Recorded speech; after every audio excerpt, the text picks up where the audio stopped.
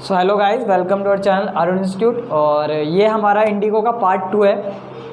Part 1 में हमने बहुत कुछ कवर कर लिया है। जहाँ तक मेरा लास्ट था, मुझे याद है, मैंने पुलिस जो एक बड़ा जो था एक ऑफिसर जिसने गांधी जी को कॉल किया था, तो उसने गांधी जी को ये बात बोली थी कि तुम अपने जगह लौट जाओ जहाँ से तुम आए हो, ये तुम्हारे लायक जगह नहीं है। तो आप उस वीडियो को देखने के लिए नीचे लिंक पे या फिर ऊपर कहीं बटन में वीडियो दिख जाएगी, तो आप उसको देख लीजिए। उसके बाद इस वीडियो को जरूर देखिएगा। अभी रोक दीजिए इस वीडियो को, तब उसको देखिए, तब ये वीडियो समझ में आएगी आपको, ठीक है। सो कहानी आगे बढ़ती है। कहानी होती है कि गांधी जी जो कमिश्नर होते हैं, बहुत बड़े एक तरह से ब्रिटिश के जो एक तरह के आप बोल सकते हो कमिश्नर, पुलिस कमिश्नर टाइप के एक आदमी होते हैं, इंसान वो होते हैं। तो गांधी जी उनको कॉल करते हैं, तो गांधी जी उनसे बात करते हैं कि ऐसा यहाँ क्यों हो रहा है, आप इनकी सहायता क्यों नहीं कर रहे। तो गांधी जी से अकड़ का थोड़ी सी अकड़ की आवाज़ में, भारी आवाज़ में बोलते हैं कि तुम कुछ नहीं कर सकते, तुम अपने देश चले जाओ। देश क्या मतलब, जहाँ से तुम आए हो, राज्य जहाँ से तुम अपने आए हो वहाँ चले जाओ, अपना काम वाम करो, तुम यहाँ पे मत रहो। और तुम स्वराज की लड़ाई लड़ रहे हो, तो तुम यहाँ पर रहोगे तो हम तुम्हें खामा अरेस्ट वगैरह हो जाओगे, और तुम बिना बात के इनके पछड़े में मत पड़ो। तो जिससे गांधी जी को लगता है यार ये सुनने वाला तो है नहीं हमारी बात। तो गांधी जी इस बात को ज़्यादा सीरियस लेते हैं और वो चले जाते हैं मोतीहारी जाते हैं। और मोतीहारी में वहाँ पर कोर्ट वगैरह होते हैं जो बड़े बड़े, जहाँ पे इनका केस वगैरह लड़ा जाता है। तो वहाँ पे जाकर वो बात करने की कोशिश करते हैं, लेकिन उनके साथ काफ़ी ज़्यादा भीड़ आई होती है। तो उस भीड़ को देखकर वहाँ के जो लोग होते हैं काफ़ी ज़्यादा डर जाते हैं। तो वो गांधी जी को रास्ते में रोक लेते हैं कि तुम इसके आगे नहीं जा सकते। जो वहाँ का प्यून होता है, जो वहाँ का आप एक तरह से चौकीदार, कुछ ही बोल दो, वो उसको गांधी जी को स्टॉप कर देता है, रोक देता है कि तुम आगे नहीं जा सकते। अकड़ कर बोलता है, वो बोलता है वापस जाओ। तो गांधी जी बड़े प्यार से कुछ ना बोलकर एक पर्ची पे लिख कर बोल देते हैं उससे कि मैं नहीं जाऊँगा। तो ये बात अंदर जाती है। जब ये बात अंदर जाती है तो लेकिन फिर भी क्या होता है ना, वो बात नहीं मानते, तो वो उसकी बात का उल्लंघन करते हुए आगे चले जाते हैं, अंदर चले जाते हैं। तो कहीं ना कहीं उन्होंने एक रूल ब्रेक कर दिया था, कहीं ना कहीं उन्होंने एक नियम तोड़ दिया था। तो जो उनको कुछ दिन बाद एक समन आ जाता है, समन लाइक एक तरह का एक होता है ना, हैं लेटर होता है, इसमें लिखा होता है कि आपने गलती की, आपको इसके लिए यहाँ आना पड़ेगा, आपको पनिश करेंगे ये वो। तो गांधी जी इस बात को बोलते हैं कि हाँ मैंने गलती तो की है, मुझे गलती नहीं करनी चाहिए। उन्होंने सीधा बोलता हम हिंसा तो करेंगे, मतलब एक तरह से लड़ाई वगैरह करेंगे नहीं।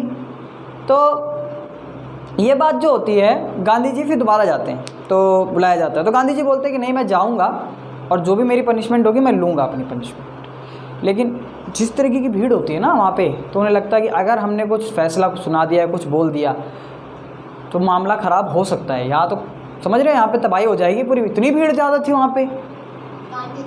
हाँ, गांधी जी के लिए तो आए थे लोग वहाँ से, गांधी के पीछे। और बहुत सारे पेशेंट, बहुत सारे लॉयर, बहुत जने थे वहाँ पे इस लड़ाई के लिए।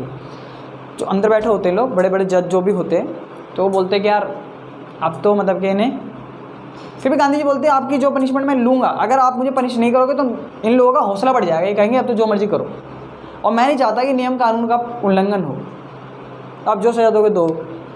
लेकिन दिमाग वाले होते हैं वो लोग, तो वो बोलते हैं कि नहीं सज़ा नहीं देंगे, आप चले जाओ, पर आप ये मत करो, रूल्स वगैरह मत तोड़ो। तो जाते हैं। उसके बाद इनको दोबारा बुलाया जाता है। तो वो बोलते हैं कि नहीं देखो, चला तो मैं जाऊँगा, लेकिन हमारे बीच में कुछ बात हो, में आप बात करने आए हैं, इनके साथ जो हो रहा है वो गलत हो रहा है। जो पीजेंट्स हैं, जो शेयरक्रॉपर्स हैं, जो भी लोग हैं, इनके साथ बहुत ज़्यादा गलत हो रहा है। आप लोगों ने इन्हें कॉन्ट्रैक्ट दिया था कि आप अपनी ज़मीन पे इंडिगो उगाओ, हम आपसे लेंगे, बाय करेंगे, ठीक है। और ये कुछ भी नहीं कर रहे हैं, इनके साथ धोखा हुआ है। कह रहे हैं इंडिगो हम एक कॉन्ट्रैक्ट अगर छोड़ना चाहते हो तो उसके लिए भी पैसा पे करो, जो कॉन्ट्रैक्ट हटाना चाह रहे हो ना अगर तुम, क्योंकि उनकी जो इंडिगो की नीड थी वो क्या हो गई थी, ख़त्म हो चुकी थी। समझ रहे हो, जो उनकी इंडिगो की नीड थी वो थी नहीं, अब ख़त्म। तो उन्होंने बोला अगर तुम ये कॉन्ट्रैक्ट तोड़ना चाहते हो, कॉन्ट्रैक्ट से बाहर आना चाहते हो, तो हमें और पैसा पे करो। और पहले से ही गरीब है वो लोग, कहाँ से पे कर पाएंगे, नहीं कर सकते ना पे। तो उन्होंने बोला यार अब तो हम तो नहीं कर पाएंगे। तो उन्होंने बोला कि चलो ठीक है, एक काम करो, इनका कुछ रिफ़ंड दो, इनका कुछ रिफ़ंड दो। तो बोलते हैं कैसा रिफ़ंड। तो बोलते हैं जो भी अर्निंग हुई, जो भी इनका हुआ, उसमें से 50% रिफ़ंड दे दो।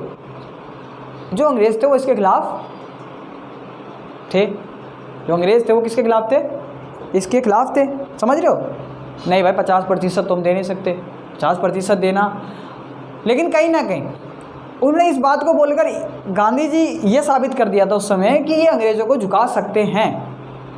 कहीं ना कहीं। जब फिर उन्होंने 25% पे आके रिफ़ंड उनका पे करने को कहा और उन्होंने कुछ अपनी अंग्रेज़ों ने भी कुछ शर्तें रखी, तो बोला चलो 25% का रिफ़ंड हम दे देंगे। रिफ़ंड दिया, तो रिफ़ंड लिया, तो वहाँ के पीजेंट से काफ़ी ज़्यादा उनको एक राहत की सांस मिली कि यार इतना कुछ कर दिया।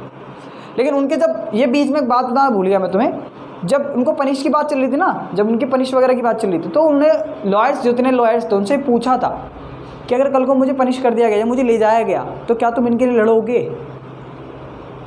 क्या तुम इनके लिए हक की लड़ाई लड़ोगे जो इनके लिए करोगे?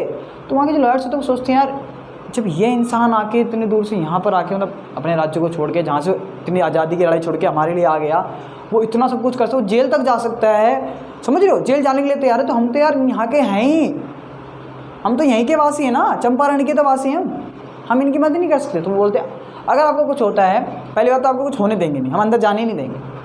वहाँ पे गांधी जी बोलते हैं कि ऐसा नहीं कर सकते आप, क्योंकि मैंने नियमों का उल्लंघन किया है और मैं कभी रूल ब्रेकर बनना नहीं चाहता। ये बात उन्होंने बोली है खुद कि वो कभी भी ऐसी चीज़ नहीं करना चाहते जिसकी वजह से किसी और पर उसका असर दिखे। देखो 4 तरह की लड़ाइयाँ हुई, तुम्हें पता ही है, 4 तरह की, 2 तरह की लड़ाइयाँ होती थी, एक तो गर्म दल की, एक नरम दल की। गर्म दल जो थे वो भगत सिंह वगैरह वो सीधा मारकाट करते थे, ऐसा नहीं कि मार ही डालते थे, पर उन्हें लगता था कि गलत हो रहा तो उसको असला बारूद वगैरह से करते थे कोशिश। लेकिन ये बड़े नरम से काम करते थे, ये कभी नहीं चाहते थे नियम कानून को तोड़ना, वो नियम कानून मानते नहीं, वो कहते थे ये हमारे नियम कानून नहीं है, मैं उनकी भी गलत नहीं कहूँगा, ये वो कहते थे हमारे नियम कानून है ही नहीं, वो तो अपने आके हमारे देश में आके अपने नियम कानून चला रहे हैं। तो ऐसे ही उन्होंने बोला, तो उन्होंने बोला चलो करेंगे। तो जब ये बातें हुई तो इनको कुछ मिली राहत वगैरह, तो उन्होंने उसके बाद भी कई बातें उठी। तो एक फॉरेनर्स मतलब अंग्रेज़ों की तरफ से थे, साइड से, चार्ल्स नाम था जिनका, आपने सुना होगा, पढ़ा भी होगा, चार्ल्स नाम था। तो वो उनकी तरफ आने के लिए राजी थे, तैयार भी थे कि हम तुम्हारी तरफ से लड़ेंगे, तुम्हारे लिए करेंगे। तो जो लुई फिशर, उन्होंने एक बात बोली है कि गांधी जी ने वहाँ पे इस बात का सफ़ा क्या करते इनकार किया कि हम उनको कभी अपने साथ निकलो, वरना तुम उन पर निर्भर हो जाओगे आज़ादी की लड़ाई के लिए, जो भी तुम कर रहे हो उसके लिए तुम चार्ल्स पर निर्भर हो जाओगे।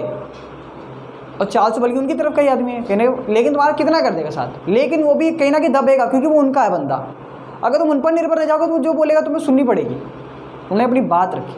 अब देखो जैसे कि हमारे कोई रिश्तेदार का बंदा है या फिर हमारा दोस्त है, हम उसको हमारे लिए लड़ रहा है, अगर हमारा दोस्त सगा है बिल्कुल, वो बोलता है कि यार इसकी तरफ से थोड़ा सा झुक जाए, तो वो झुकना पड़ेगा क्योंकि उसकी बात रखनी पड़ेगी, क्योंकि वो हमारे लिए लड़ रहा है। तो वहीं पर गांधी तुम अपने लिए खुद लड़ो ना, तुम किसी का क्यों सहारा ले रहे हो? चार्ल्स को मत लो, चार्ल्स को मना भी नहीं करो, लेकिन हाँ बोल दो कि हम लड़ सकते हैं अपने लिए, खुद लड़ेंगे। ये तो बात चली।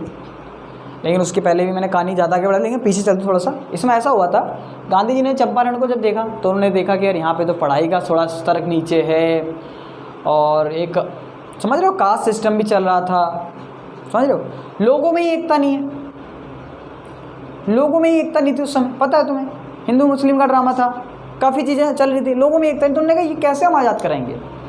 तो उन्होंने वहाँ पर एक स्कूल्स वगैरह खोलने की कोशिश की, फिक्स्ड स्कूल जो का सबके लिए थे, जिसमें उनके काफ़ी समझ रहे हो जिन्होंने वॉलंटियर जो थे उन्होंने भी सहायता की, और उनकी वाइफ जो थी कस्तूरबा बाई, वो भी आकर इसमें उन्होंने सहयोग दिया, अपना स्कूल्स वगैरह में पढ़ाना शुरू किया। तो ये जो कहानी थी, ये कहानी हमें ये बताती है कि लुई फिशर कहते हैं कि गांधी जी जो इंसान थे ना, वो अगर कहते हैं कि अगर तुम चाहो, समझ रहे हो, अगर तुम चाहो तो बिना लाठी डंडे के भी लड़ाई को जीत सकते हो।